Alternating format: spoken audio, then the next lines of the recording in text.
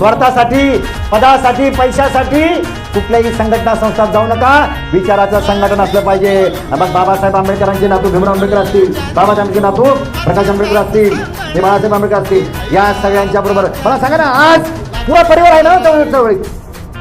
तुझ्यात आंबेडकर सगळे चळवळीतच आहे का? नोकरी करतात का ते? तुम्ही आणि फक्त मित्र, मी अधिकारी पण होतो. तुम्ही बक्कळ पैसा बिसा घेऊन नोकरी बिक्रीत आहे, त्यांना नोकरी करता येते काय?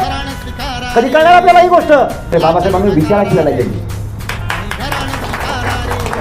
आणि आपण सुद्धा विचाराचीच लढाई लढायला पाहिजे.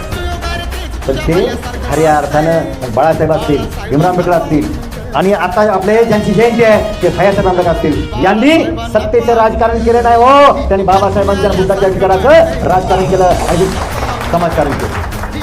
आणि सत्तेचं राजकारण करायला सत्तेचं चला पद देत आहे, अमुक देत आहे, लगेच चला तिकडं लगेच झालं असतं ना.